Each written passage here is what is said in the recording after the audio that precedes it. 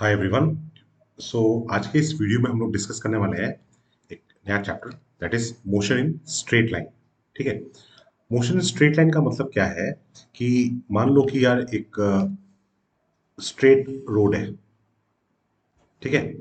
अब इस straight road में या स्ट्रेट कोई ट्रैक है मतलब, ठीक है। और यहाँ पे मान लो कि एक गाड़ी है, से car.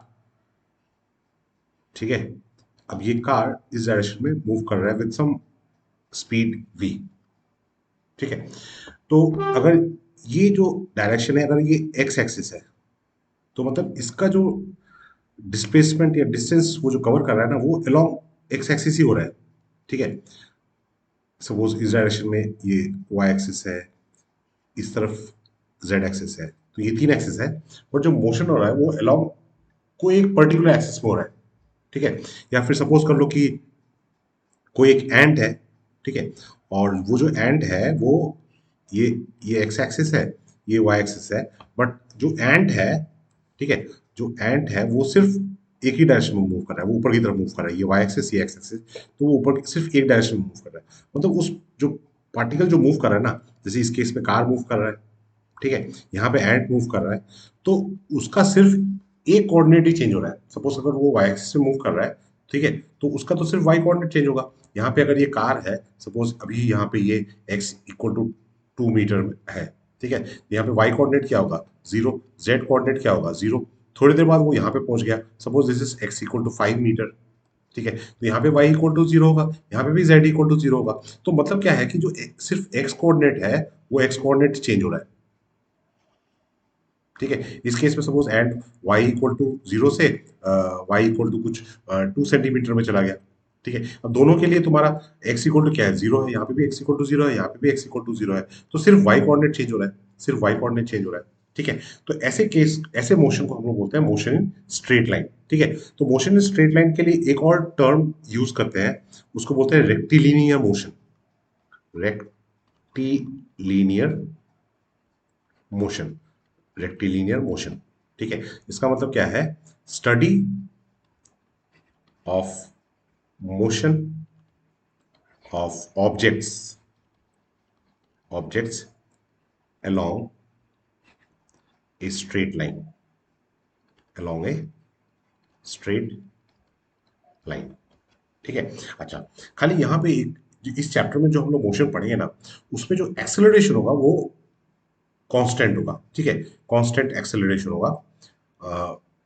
Motion motion motion with uniform, uniform का मतलब कांस्टेंट, कांस्टेंट एक्सेलरेशन। मतलब एक्सेलरेशन टाइम के साथ चेंज नहीं होगा। ठीक है। और इसके लिए हम लोग कुछ सेट ऑफ इक्वेशंस हम लोग डिफाइन करेंगे। ठीक है। इक्वेशन जो आप लोगों ने शायद क्या आपने पढ़े हैं, ये जो इक्वेशन है, v is equal to u plus a t, s is equal to u t plus half a t square. ठीक है।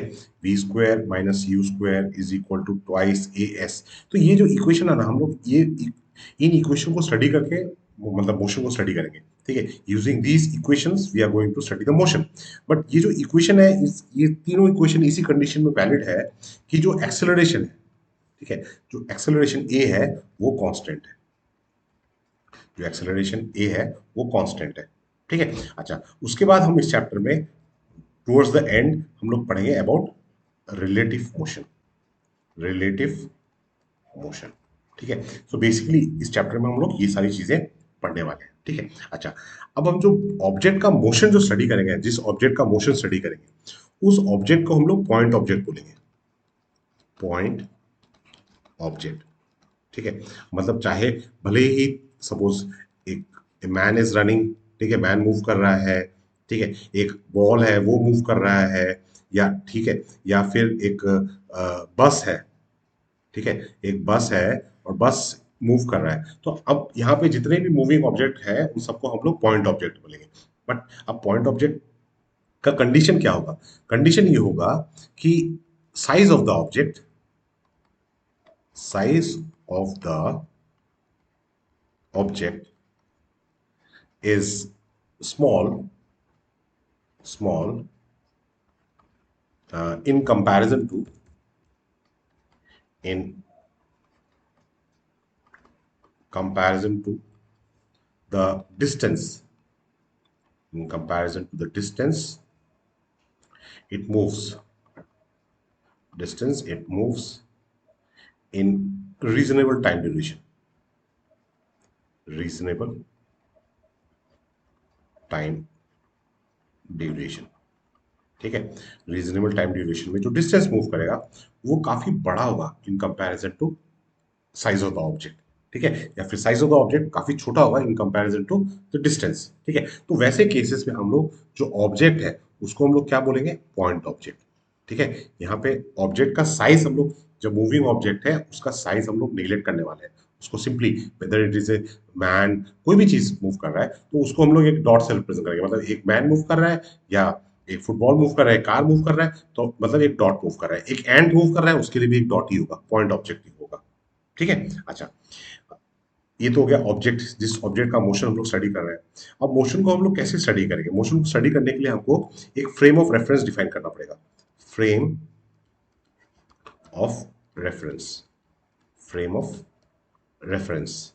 ठीक है, अब ये फ्रेम ऑफ रेफरेंस क्या होगा, मतलब जैसे मैंने यहाँ पे स्टार्टिंग में आपको दिखाया था कि एक कोऑर्डिनेट सिस्टम ड्रॉ किया था, तो जो मोशन है मैं बोल रहा हूँ अब यहाँ पे x इक्वल टू 2 मीटर में है, फिर x इक्वल टू 5 मीटर में आ गया, तो मतलब हम लोग इसको, इस पॉइंट को डिफाइन कर रहे हैं कि x इक्वल टू 0 है। तो मतलब एक रेफरेंस फ्रेम हम लोग डिफाइन किया कि विद रेफरेंस टू ये जो point, with reference to this point car यहाँ पे है, फिर कार यहाँ पे आ गया। ठीक है, सो उसको बोलते हैं रेफरेंस फ्रेम। ठीक है, reference frame, a frame of reference. तो इसको कैसे मैं डिफाइन करूंगा, the coordinate system, coordinate system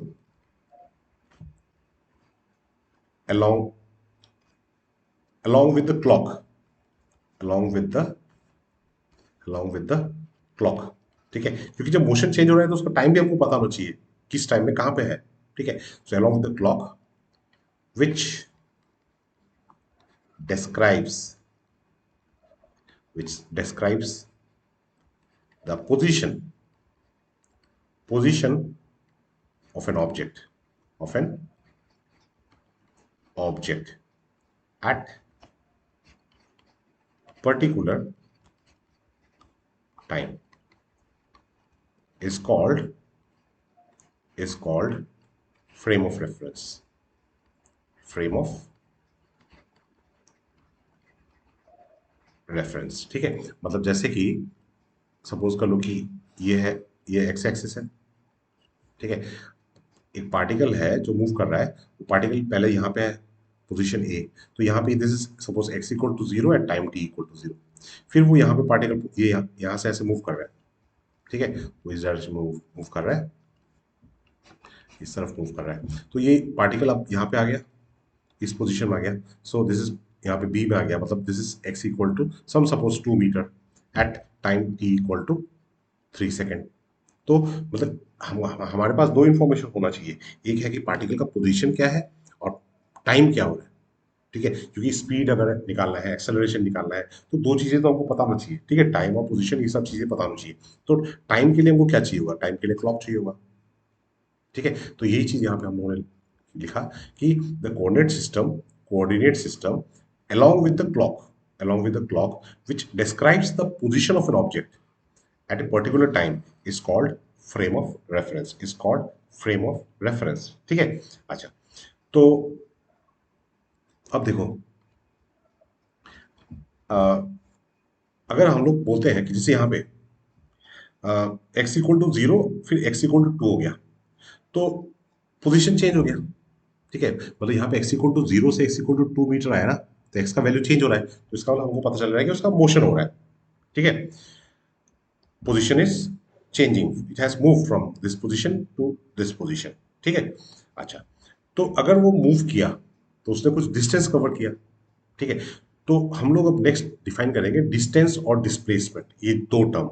ठीक है, तो पहला टर्म हो गया डिस्टेंस, डिस्टेंस और पाथ लेंथ। डिस्टेंस को पाथ लेंथ भी बोलते हैं, डिस्टेंस को पाथ लेंथ भी बोलते हैं। मतलब क्या है कि मान लो कि ठीक है आपका घर यहाँ पे है,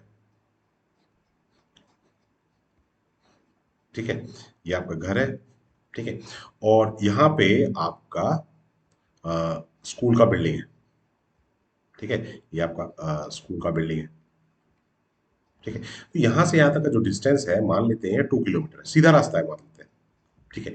तो आप सुबह यहाँ से सुबह 9 AM आप स्कूल के लिए गए, ठीक है, और आप स्कूल पहुंच गए, सपोज कर लो कि आप 9:30 AM पहुंच गए,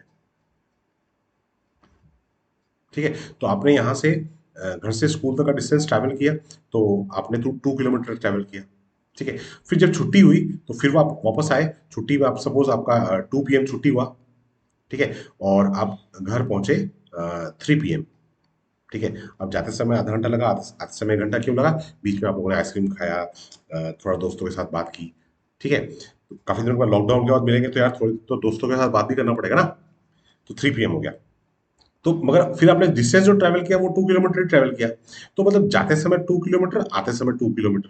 तो इसका मतलब जो टोटल डिस्टेंस ट्रैवल किया वो आपने 2 + 2 = 4 किलोमीटर ट्रैवल किया, ठीक है। तो मतलब जो एक्चुअल पाथ लेंथ है, ठीक है, आप जो है आप यहाँ से यहाँ पे गए, फिर वापस आए, तो जो एक्चुअल पाथ लेंथ है, ठीक है, इसलिए डिस्टेंस को क्या बोलते हैं? Path length. तो एक्चुअल पाथ लेंथ जो होगा वो आपका 4 किलोमीटर हो गया, ठीक है। So it is the distance. Distance को हम कैसे डिफाइन करेंगे? It is the total path covered by the covered by the particle covered by the particle in definite time interval.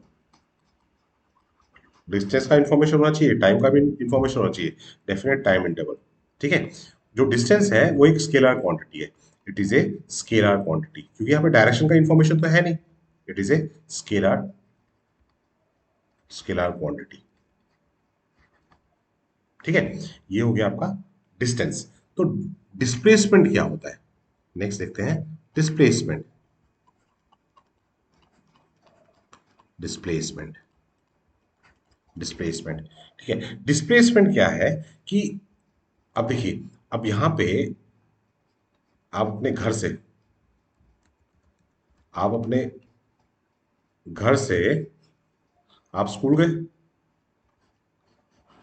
तो यहां से आपने 2 किलोमीटर डिस्टेंस ट्रेवल किया, फिर आपने वापस आए, आपने 2 किलोमीटर डिस्टेंस किया, ट्रेवल किया, तो आपका जो चेंज इन पोजीशन है वो तो जीरो हो गया, आप जहां से स्टार्ट किया आप वापस वहीं पे आ गए, ठीक है। सो वो इंफॉर्मेशन देता है अबाउट डिस्प्लेसमेंट, ठीक है। Displacement, how do you define it? It is the change in position of an object, it is the change in position of the object, ठीक है। उसको हम लोग ऐसे भी डिफाइन कर सकते हैं, displacement displacement can also be defined as difference difference between final position final position and initial position ठीक है। अब आप घर से स्कूल गए, स्कूल से और वापस आ गए, तो इनिशियल और फाइनल पोजीशन तो एक ही हो गया, तो इस केस में डिस्प्लेसमेंट कितना हो जाएगा? इस केस में डिस्प्लेसमेंट जीरो होगा। डिस्प्लेसमेंट यहाँ पे कितना हो गया?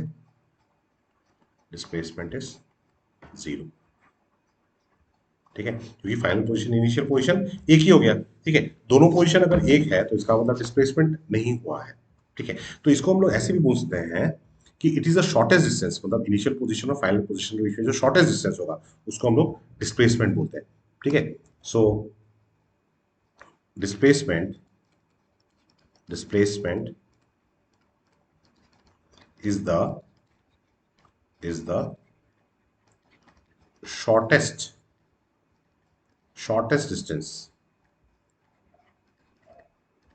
between final and initial position of the object। ठीक है। और जो इसका डायरेक्शन होगा ना, डिस्प्लेसमेंट तो एक वेक्टर क्वांटिटी है, ठीक है, तो इसका डायरेक्शन होने वाला है। तो डायरेक्शन कहाँ हो गया? डायरेक्शन हमेशा always from initial to final position. ठीक है। Displacement is a vector quantity. Displacement is a vector quantity. Vector quantity. its direction is always from from initial from initial to final position। Final position. ठीक है। अच्छा, इसको हम लोग थोड़ा सा ग्राफिकली समझते हैं। ठीक है। तो मान लो कि एक पार्टिकल है, ये उसका ये सपोज एक्स एक्सिस है, ये वाई एक्सिस, इधर पे जेड एक्सिस हो गया, ये वाई एक्सिस, ये जेड एक्सिस। ठीक है। तो पार्टिकल यहाँ पे कहीं पे है, इनिशियल पोजीशन। ठीक है। तो उसका पोजीशन वेक्टर ये होगा, ये आर ए हो गया। ठीक है। और ये पार्टिकल पोजीशन ए से बी में गया, तो ये बी है, तो बी का पोजीशन वेक्टर हो गया आर बी, ये बी है। ठीक है। ये आर बी हो गया। R B defined, B is defined by position vector R B. ठीक है। अच्छा, अब पार्टिकल जो है वो कहां से कहां गया? वो ए से बी गया। ठीक है। Particle particle moves from A to B. A to B. तो हम लोगों ने यहाँ पे क्या लिखा? हम लोगों ने लिखा कि displacement is a vector quantity, its direction is always from initial to final position. Initial to final position. तो यहाँ पे पार्टिकल ए से बी में जा रहा है, तो इनिशियल टू फाइनल पोजीशन मतलब हम लोग वेक्टर कहाँ से कहाँ ड्रॉ करेंगे? ए से बी। ए से बी। तो एरो ए से बी की तरफ जाएगा। ठीक है। तो ये हो गया उसका डिस्प्लेसमेंट वेक्टर एस। ठीक है। अब यहाँ पे देखो यार, अगर triangle law of vector addition हम लोग यूज करते हैं, ठीक है, triangle law of vector addition, तो यहाँ पे आर ए और एस तो सेम डायरेक्शन है। ठीक है। तो आर ए प्लस एस ये दोनों सेम डायरेक्शन में, तो उसका रिजल्टेंट क्या होगा? आर बी होगा, जो आर बी उसके ऑपोजिट डायरेक्शन में। ठीक है। तो S is equal to displacement क्या हो जाएगा? R B minus R A. R B minus R A. ठीक है। अब एनसीईआरटी में वेक्टर्स जो टॉपिक है वो थर्ड चैप्टर में है। ठीक है। बट वेक्टर्स के कॉन्सेप्ट आपको मोशन इन वन डायमेंशन से स्टार्ट हो जाएगा। ठीक है। खाली यहाँ पे मैंने ये चीज को समझाने के लिए दिखाया है कि मतलब जो डिस्प्लेसमेंट हो रहा है वो मैं क्या कर रहा हूँ? Final position minus initial position, R B minus R, है कि नहीं? इस अगर वन डायमेंशन में इसी चीज को समझना है और आसानी से, तो देखो ये एक्स एक्सिस हो गया। ठीक है। ये ओरिजिन है, तो पार्टिकल यहाँ पे है। ठीक है। तो ये this is x equal to 2 meter. तो यहां से मूव किया बी की तरफ, ये एक्स इक्वल टू 3 मीटर। ठीक है। तो डिस्प्लेसमेंट कहाँ से कहाँ पे हुआ है? जो डिस्प्लेसमेंट हुआ है वो हमारा ए से बी में हुआ है, तो ये वाला डिस्प्लेसमेंट हुआ है। तो मतलब final position minus initial position, so 3 - 2 is equal to 1 meter. मतलब डिस्प्लेसमेंट कितना हुआ है? 1 मीटर का डिस्प्लेसमेंट हुआ है। ठीक है। अब यहाँ पे तो स्ट्रेट पाथ में गया है, तो इस केस में डिस्टेंस और डिस्प्लेसमेंट का वैल्यू सेम ही होने वाला है। ठीक है। डिस्प्लेसमेंट और डिस्टेंस और डिस्प्लेसमेंट का वैल्यू सेम ही होने वाला है। ठीक है। बट ये अगर ऐसे घूम के जाता, सपोज कर लो कि ये ऐसे करके यहाँ से ये ये ऐसे गया, फिर ऐसे गया, फिर ऐसे गया, फिर ऐसे गया, फिर ऐसे गया, फिर ऐसे गया, फिर यहाँ पहुंचा। ठीक है। तो इस केस में भी जो डिस्प्लेसमेंट होगा वो तो कितना होगा? 3 - 2 ही होगा। Final position minus initial position, यहाँ पे वही चीज हम लोग लिखा था। ठीक है। Displacement can be defined age difference between final position and initial position. ठीक है। अच्छा, अब डिस्टेंस और डिस्प्लेसमेंट से रिलेटेड एक कंपैरिजन हम लोग देख लेते हैं, डिस्कस कर लेते हैं। ठीक है। नोट नोट पहला हो गया कि डिस्टेंस जो है, डिस्टेंस ये एक स्केलर क्वांटिटी है। ठीक है। और जो डिस्प्लेसमेंट है वो एक वेक्टर क्वांटिटी। डिस्प्लेसमेंट जो है वो एक वेक्टर क्वांटिटी हो गया। ठीक है। डिस्टेंस जो है वो पाथ के ऊपर डिपेंड करता है। Distance depends on path, depends on path. ठीक है। पर डिस्प्लेसमेंट जो है वो पाथ के ऊपर डिपेंड नहीं करता है। Displacement independent of path, independent of path. मतलब मान लो कि ये पोजीशन, ये ए है और ये बी है। ठीक है। तो ए, यहां से आप स्ट्रेट गए, ये 2 मीटर। ठीक है। अब आप यहां से ऐसे घूम के घूम के घूम के घूम के घूम के घूम ऐसे घूम से घूम से घूम के ऐसे आए, और ये पाथ लेंथ सपोज 9 मीटर है। ठीक है। और इधर से ऐसे ऐसे ऐसे ऐसे ऐसे ऐसे ऐसे गए और ऐसे घूम के यहाँ पे पहुंचे। ये इधर से सपोज कर लो ये 10 मीटर है। ठीक है।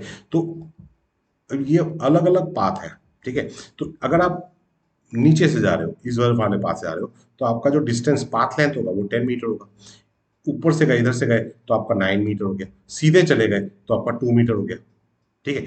बट जो डिस्प्लेसमेंट होगा वो आपका 2 मीटर ही होगा। डिस्प्लेसमेंट 2 मीटर ही होगा। तो डिस्टेंस जो है वो पाथ के, कौन सा पाथ ले रहे हो, आप नीचे से जा रहे हो, ऊपर से जा रहे हो, सीधे जा रहे हो, उसके ऊपर डिपेंड करता है। मगर जो डिस्प्लेसमेंट है, मतलब ए और बी के बीच में जो डिस्प्लेसमेंट है उसका एक फिक्स वैल्यू होगा, वो 2 मीटर ही होगा। शॉर्टेस्ट डिस्टेंस, ए और बी के बीच में जो शॉर्टेस्ट डिस्टेंस है वही डिस्प्लेसमेंट होगा। ठीक है। अच्छा, उसके बाद देखो, अगर ऑब्जेक्ट मूव कर रहा है, ठीक है, सपोज ऑब्जेक्ट यहां से स्टार्ट किया, ए से स्टार्ट किया, ऐसे मूव करते करते करते करते करते करते करते वापस यहाँ पे आ गया। ठीक है। तो इस केस में देखो डिस्टेंस तो जीरो होगा नहीं। ठीक है। बट जो डिस्प्लेसमेंट होगा वो तो initial position final position same हो गया, तो इसका मतलब डिस्प्लेसमेंट जीरो हो सकता है। ठीक है। बट ऑब्जेक्ट अगर मूव नहीं कर रहा है, ठीक है, ऑब्जेक्ट ए में है तो वो मूव नहीं कर रहा है, वो इसी जगह पे रुका हुआ है, तो इस केस में तो डिस्टेंस भी जीरो होगा। इस केस में डिस्टेंस भी जीरो होगा। मतलब ऑब्जेक्ट अगर मूव नहीं कर रहा है उस केस में डिस्टेंस जीरो हो सकता है। बट मूविंग ऑब्जेक्ट के लिए डिस्टेंस कभी भी जीरो नहीं हो सकता है, मगर डिस्प्लेसमेंट जीरो हो सकता है क्योंकि वो फिर घूम के वापस वहीं पे आ गया था। ठीक है। तो third point, for moving object, moving object distance, distance can never be zero, never be zero. ठीक है। नेगेटिव भी नहीं हो सकता और नेगेटिव भी नहीं, डिस्टेंस तो हमेशा पॉजिटिव होगा। ठीक है। बट अब देखो, ये सपोज एक्स एक्सेस है, ये एक्स इक्वल टू जीरो है। ठीक है। ये एक्स इक्वल टू 2 मीटर है, ये एक्स इक्वल टू -2 मीटर है। ठीक है। तो जो पार्टिकल है, पार्टिकल है, वो तो देखो, वो तो इस तरह मूव कर सकता है, वो एक यहां से यहां तक गया तो 2 मीटर डिस्प्लेसमेंट हो गया। बट यहां से यहां पे आया तो ये तो हम लोग -2 लिखेंगे, है कि नहीं। और वो अगर ऐसे घूम के वापस यहाँ पे आ गया, वहीं पे आ गया, ठीक है, तो उस केस में तो डिस्प्लेसमेंट जीरो होगा। उस केस में डिस्प्लेसमेंट जीरो होगा, तो मतलब डिस्प्लेसमेंट का वैल्यू जीरो हो सकता है, पॉजिटिव वैल्यू हो सकता है, नेगेटिव वैल्यू भी हो सकता है। ठीक है। बट जो डिस्टेंस है, डिस्टेंस जो है वो जीरो कभी नहीं हो सकता। अगर ऑब्जेक्ट मूव कर रहा है तो वो जीरो तो कभी नहीं हो सकता, नेगेटिव भी नहीं हो सकता। ठीक है। So whereas, so for moving object distance can never be zero और negative, whereas, whereas displacement, displacement displacement can be zero और पॉजिटिव और नेगेटिव, वो कोई भी वैल्यू ले सकता है। ठीक है। अच्छा, अब जैसे ए है, एक ए पोजीशन है, एक बी पोजीशन है, तो ए से बी हम लोग सीधा जा सकते हैं, ए से बी हम लोग ऐसे जा सकते हैं, ए से बी हम लोग यहाँ से जा सकते हैं, ए से बी हम लोग ऐसे जा होके जा सकते हैं, ए से बी ऐसे जा सकते हैं। तो ए से बी जाने के लिए बहुत सारे डिस्टेंस हो सकते हैं। बट ए से बी के बीच जो डिस्प्लेसमेंट होगा वो तो शॉर्टेस्ट पाथ एक ही होगा ना। शॉर्टेस्ट पाथ एक ही होगा, तो मतलब दो पोजीशन के बीच में जो डिस्प्लेसमेंट होगा वो सिर्फ उसका सिंगल वैल्यू होता है, पर डिस्टेंस इनफाइनाइट वैल्यू हो सकता है। ठीक है। Number 4, infinite infinite distances distances possible between two fixed points, infinite distances। ठीक है। But only one value of displacement, एक से ज्यादा वैल्यू ऑफ डिस्प्लेसमेंट नहीं हो सकता, क्योंकि ये शॉर्टेस्ट पाथ होता है दो पोजीशन के बीच में। ठीक है। अच्छा, अब देखो, अगर स्ट्रेट पाथ में मोशन हो रहा है, ठीक है, तो यहां ए से ये सपोज ए डैश में है, तो ए से ये बी में पहुंच गया। ठीक है। तो यार स्ट्रेट पाथ में जब जाएगा ऑब्जेक्ट, ए से बी में अगर स्ट्रेट पाथ पे गया है, तो इस केस में डिस्टेंस और डिस्प्लेसमेंट सेम होगा। ठीक है। बट सपोज ये बी से ए में आया, सपोज ये डायरेक्शन 2 मीटर हो गया। ठीक है। तो अब ए सेकेंड केस में क्या हुआ, वो यहाँ पे सी है, तो वो इस डायरेक्शन में गया है। ये तो अगर ये डायरेक्शन हम लोग पॉजिटिव ले रहे हैं, ये वाला डायरेक्शन हम लोग पॉजिटिव ले रहे हैं, तो ये वाला डायरेक्शन तो निगेटिव होगा, तो मतलब यहाँ पे कुछ -2 मीटर होगा। यहाँ पे डिस्प्लेसमेंट कितना हो गया, -2 मीटर। ठीक है। बट अगर मैग्नीट्यूड, इसका मैग्नीट्यूड में देखो, तो वो तो 2 मीटर हो रहा है। जो डिस्टेंस कवर किया वो भी तो 2 मीटर ही हो रहा है। इस केस में इस साइड गया है, तो डिस्टेंस कितना है, 2 मीटर। ठीक है। यहाँ पे डिस्टेंस कितना है, 2 मीटर, डिस्प्लेसमेंट भी 2 मीटर हो रहा है। यहाँ पे डिस्प्लेसमेंट कितना हो रहा है, -2 मीटर, बट डिस्टेंस कितना हो रहा है, 2 मीटर हो रहा है। तो अगर मैं डिस्प्लेसमेंट का मैग्नीट्यूड लूँ, तो वो तो डिस्टेंस के बराबर ही हो रहा है। ठीक है। तो मतलब स्ट्रेट लाइन में डिस्टेंस और डिस्प्लेसमेंट का जो मैग्नीट्यूड होगा वो सेम होगा। ठीक है। For motion for motion along straight line, straight line. अच्छा, यहाँ पे और एक बात देखो, यहाँ पे डायरेक्शन चेंज नहीं हो रहा है, मतलब जैसे अगर पार्टिकल इस साइड गया ए से बी, और बी से ए वापस लौट के आ गया। ठीक है। बी से ए फिर लौट के आ से आ रहा है। ठीक है। तो इस केस में तो यार डायरेक्शन चेंज हो गया ना। तो इस केस में अगर जैसे 2 मीटर इधर गया और 2 मीटर वापस आया, तो इधर तो यार जो डिस्टेंस है, डिस्टेंस यहाँ पे कितना हो जाएगा, डिस्टेंस हो जाएगा 4 मीटर। बट जो डिस्प्लेसमेंट होगा, डिस्प्लेसमेंट वो तो जीरो होगा। तो इसमें ये दोनों क्वांटिटी इक्वल नहीं है। तो हम लोगों को कंडीशन क्या ले रहा है, for motion along straight line without change in direction, without, blue colour कहां से आ गया, without change in direction, without, अरे फिर से blue, without change in direction, direction change नहीं हुआ है, स्ट्रेट लाइन में ही जा रहा है, एक ही तरफ जा रहा है, without change in direction. Distance, जो डिस्टेंस होगा, it is equal to magnitude of displacement, displacement के मैग्नीट्यूड के बराबर होगा।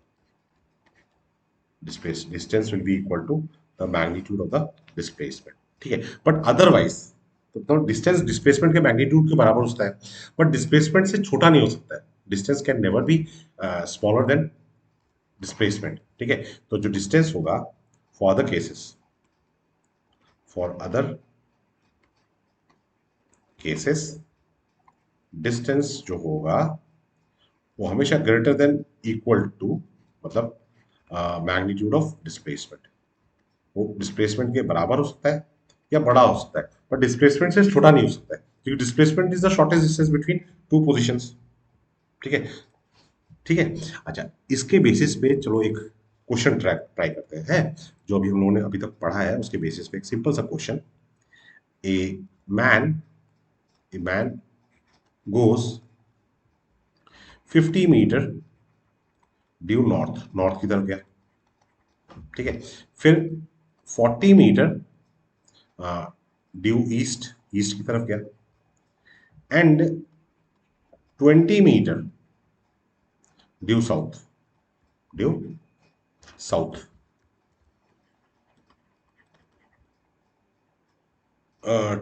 ठीक है।